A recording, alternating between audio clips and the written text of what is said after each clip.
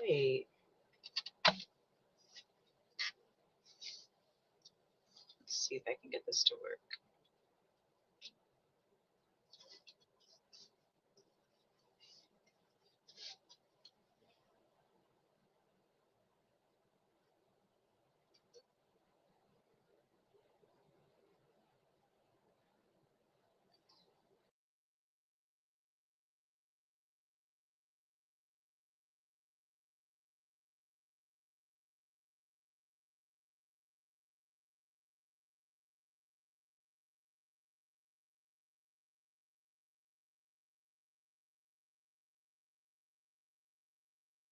Be able to see, and I should be able to see you, sort of, in a manner of speaking. I can see the little eye showing me who is on and joined. Merry Christmas, Merry Christmas. And let's see if I can add a little light. Here we go, that's better. Whew. Merry Christmas, Merry Christmas.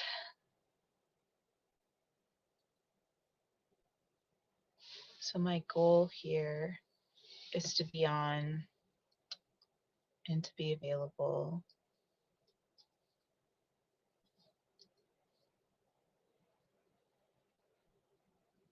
and to talk with you all.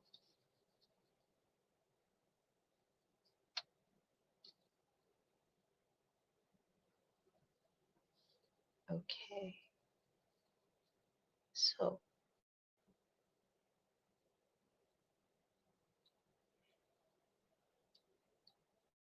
well, first and foremost, where am I? So I'm joining you all from my car.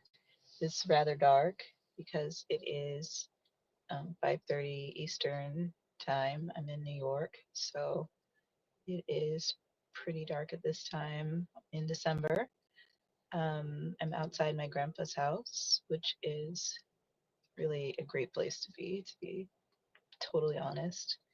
I'm very comfortable here. Grew up coming here every year, pretty much for Christmas, and also going to my dad's parents out near where I live now. When I was growing up, and we would go to a couple of different houses and like do a couple of different activities, and it was always a good time.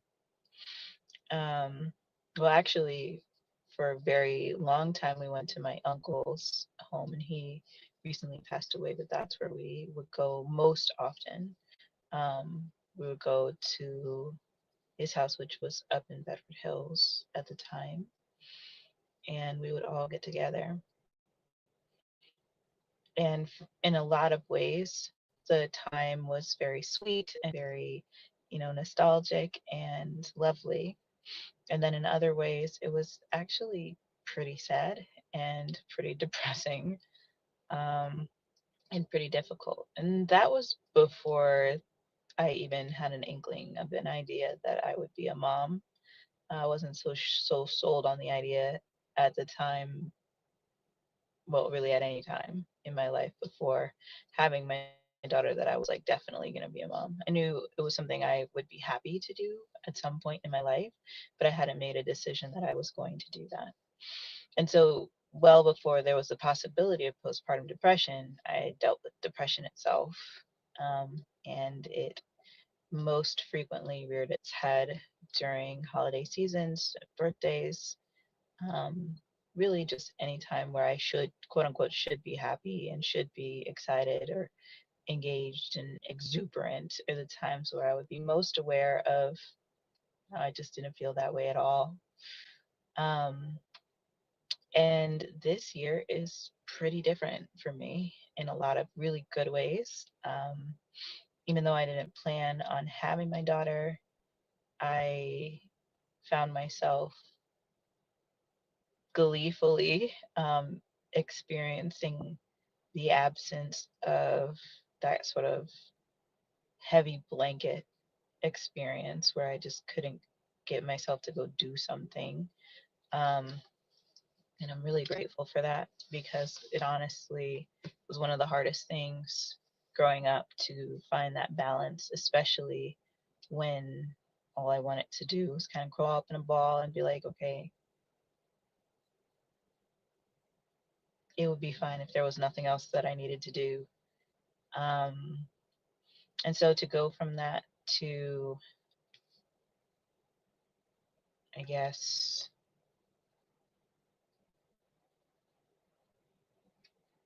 this where there's joy in my holiday experience, joy in the little celebrations, is a pretty big difference.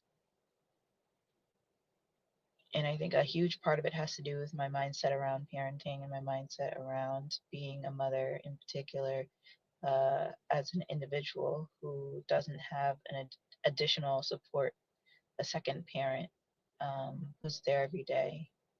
It really pushes me to think about how I'm going to approach the parenting responsibilities that I have, and to really have good boundaries around what it is that I would like to accomplish versus those things that honestly,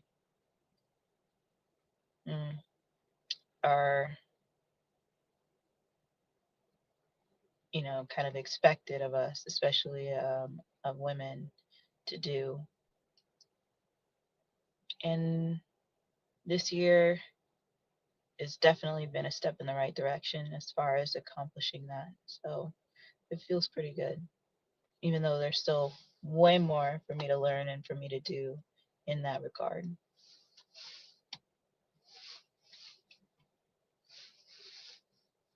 So, um, there was a woman who made a post on Reddit, and I can't share it with you visually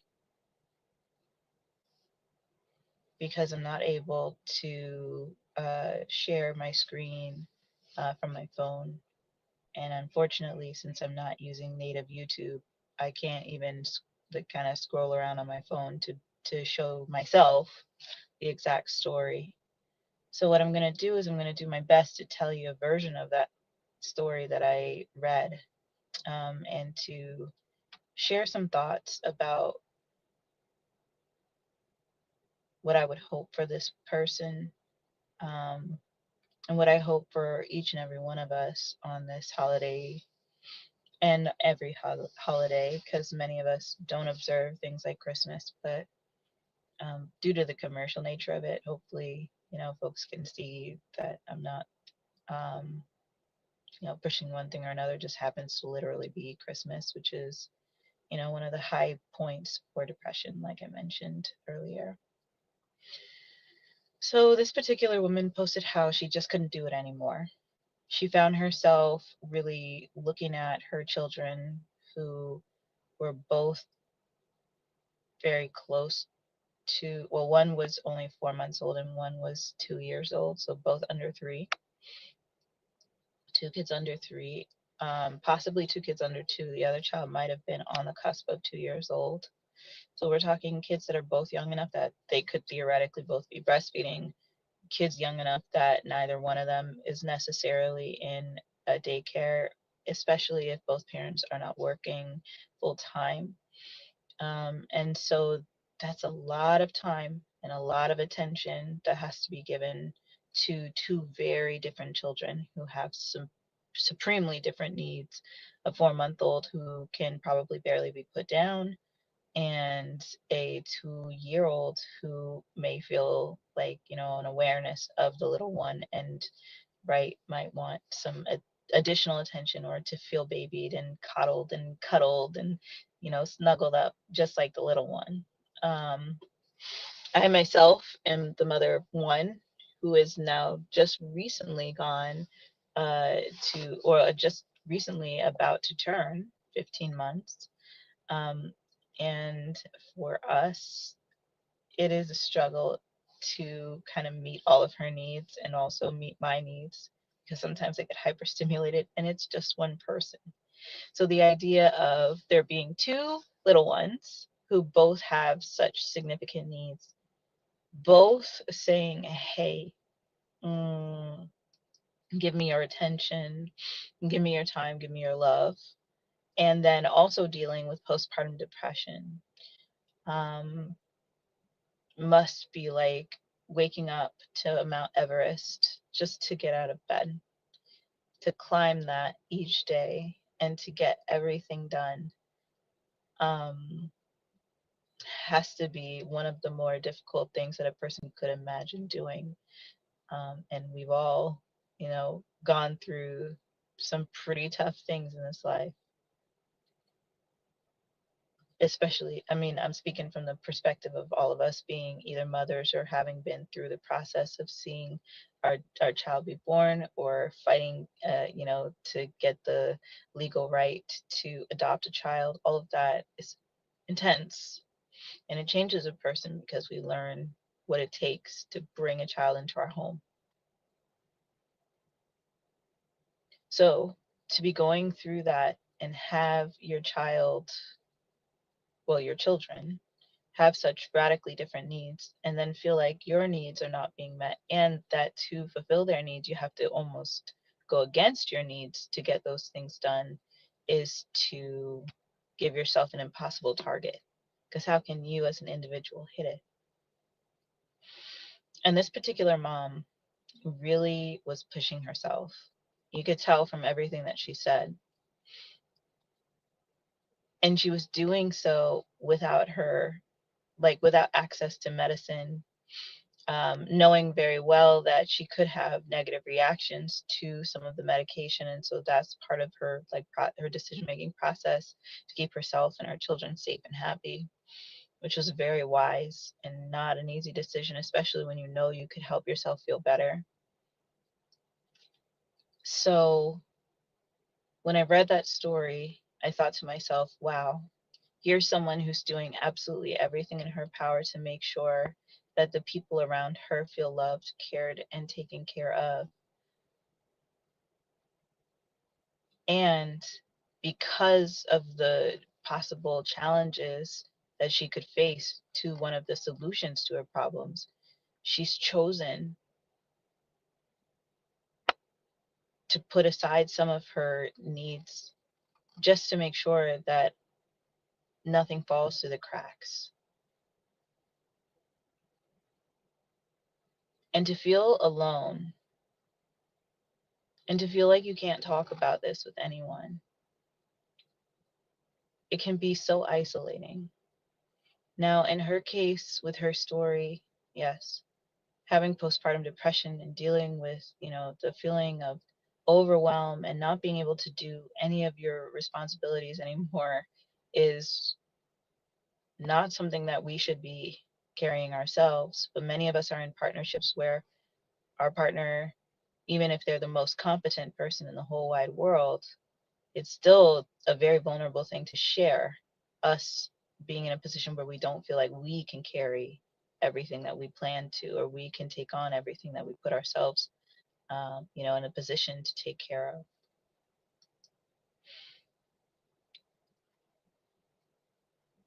And I'm trying to think of a time.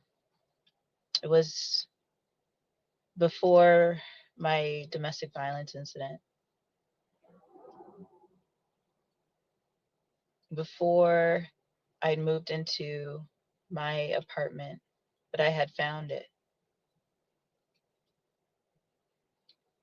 So sometime after the first month of giving birth to my daughter,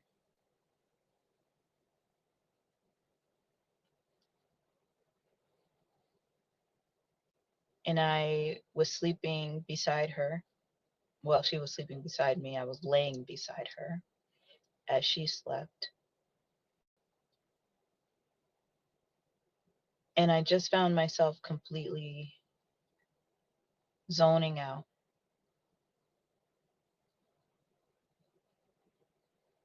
I felt myself in my body, but not in my body, physically present, but just emotionally absent.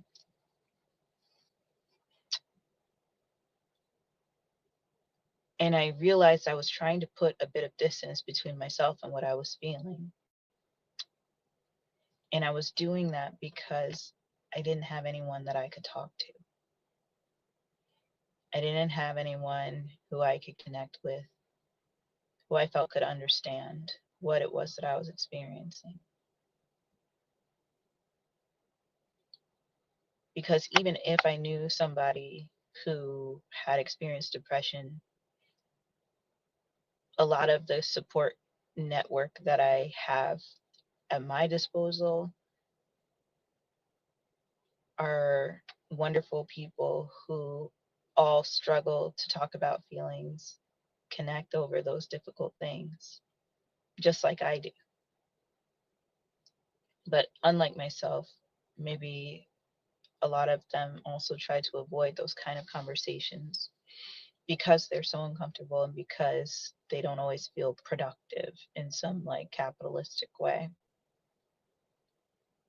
And so oftentimes it would feel like a burden, and I would feel like I shouldn't be, I don't know, like I shouldn't be asking for any support, that I shouldn't need anything. Um, I felt like it was my responsibility to take care of myself. And if I felt like I didn't have something that I needed, then I should get it myself, which just didn't even make sense, right? Because how could I possibly do that if I didn't have the resources on hand? It's like deciding that, it's my job to go,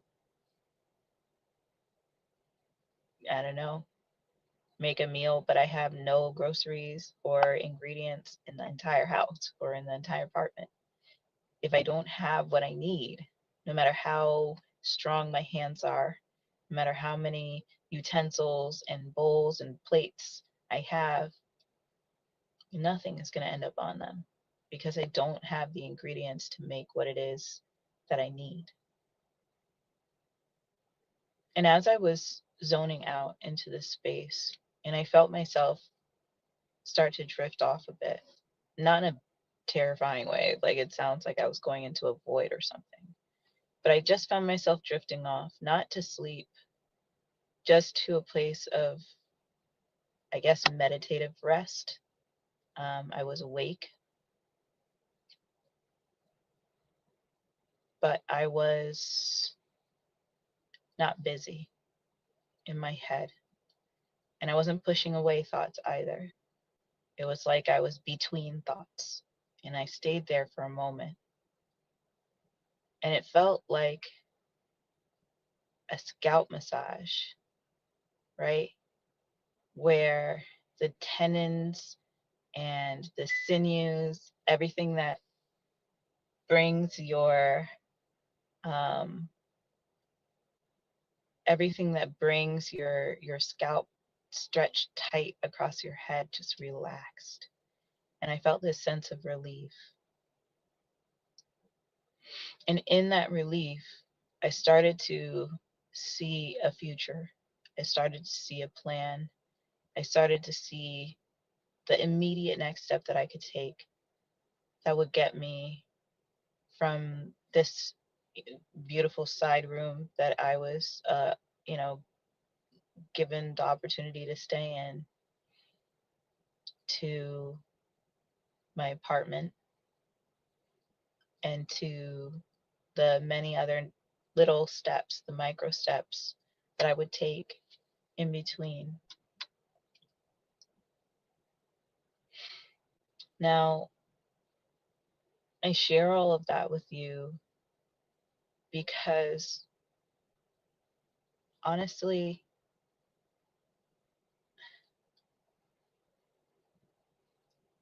on a day like today, um, where there's supposed to be celebration and the expectation of, almost a jubilee, like there should be lights all over and everyone should just be celebrating and happy. It can almost feel like not only do we avoid having negative feelings, but we can even feel bad about having them in the first place or feel wrong. And there's this book that I was reading called The Five Principles of Parenting that says all feelings are welcome, all behaviors are not. And the idea here is that when you have a big feeling, you can embrace it, you can engage it, you can look at it, you can examine it, and you can decide what you want to do with that big feeling. And I love that idea because it opens up the possibility that no matter what it is that we need to do, no matter what it is that we are thinking about outside of us externally, whatever is happening inside of us, we can embrace, we can acknowledge, and we can make peace with. We can make a decision that benefits us in the long and short term if that is what we decide. So often, especially as mothers and new mothers in particular, we're expected to snap back. We're expected to change shape like wizards and undo things that cannot be undone, like stretch marks and loose skin. You can't actually change that without surgically changing yourself. And why would we want to? Unless we genuinely, internally, with no other pressure, decided that's what we wanted to do.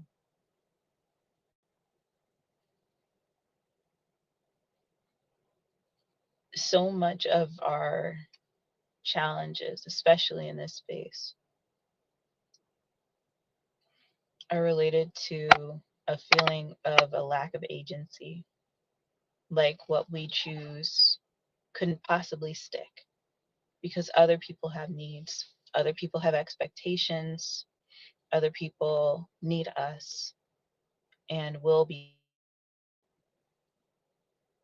We tell ourselves we'll be fine, and we push ourselves to look as if we are fine.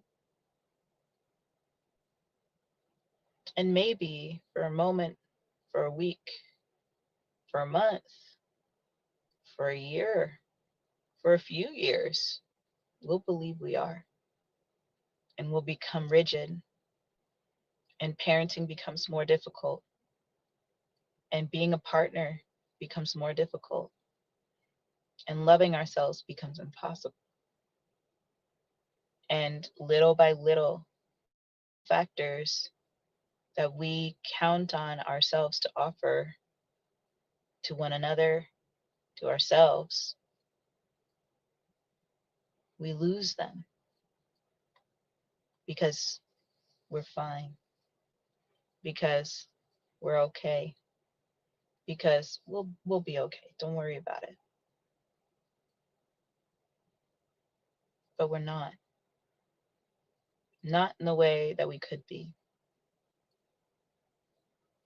And I believe that this channel and this space can be motivational, yes, for weight loss, yes, for healthy habits and lifestyle choices, yes, for plant based living in particular. I happen to be vegan. Yes, for gentle parenting. I happen to use that parental philosophy. I happen to think it's like kind of the only one that could work because the other options are negligent and authoritarian and completely hands off as far as like the official paradigms of parenting. And so naturally, authoritative parenting compared to authoritarian or neglectful or permissive or just it's just simply going to yield better results. Um,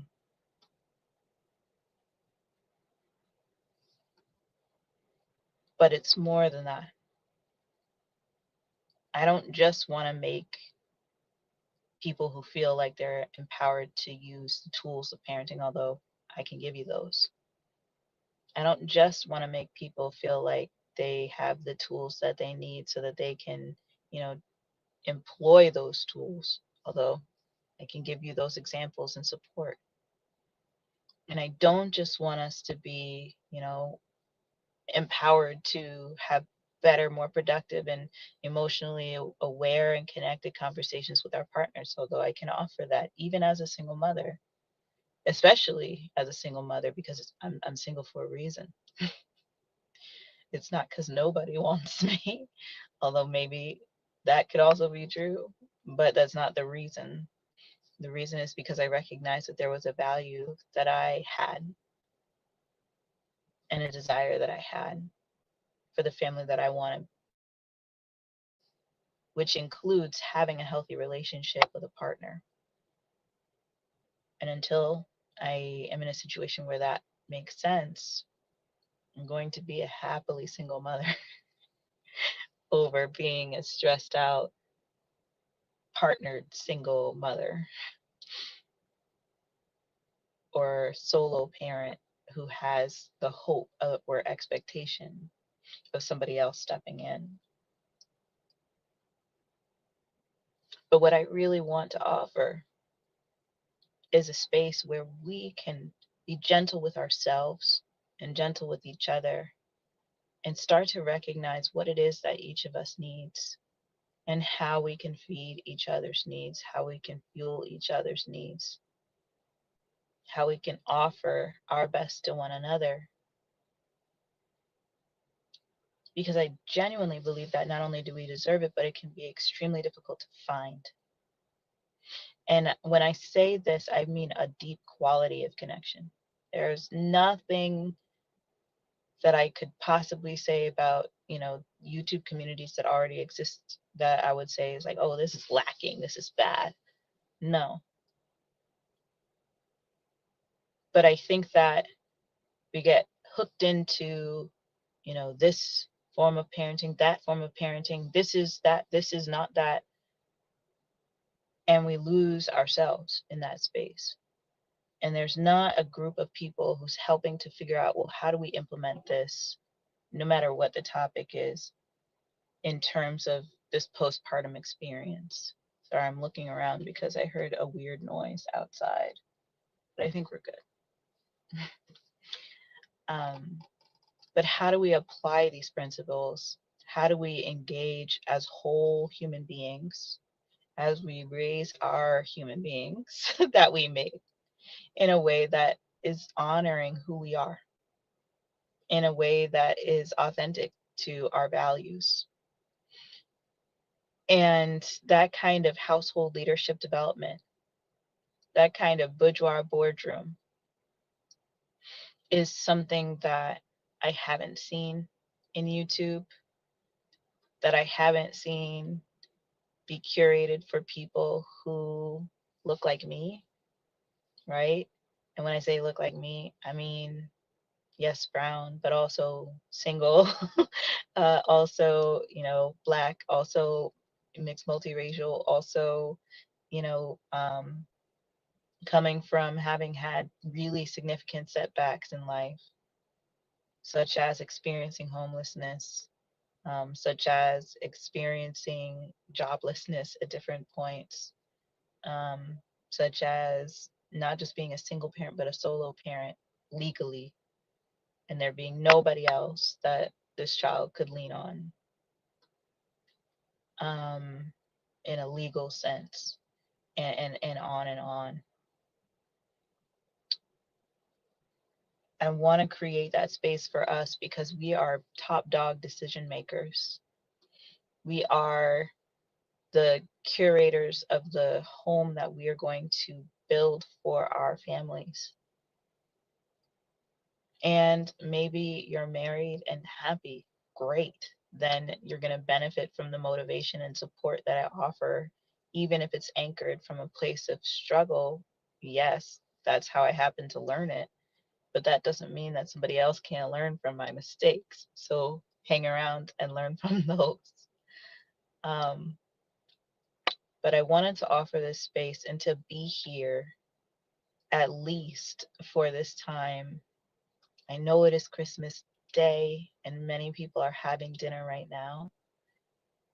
So feel free to watch this later, especially if you just want to feel like you're sitting with somebody else and listen to somebody else speak for a little bit.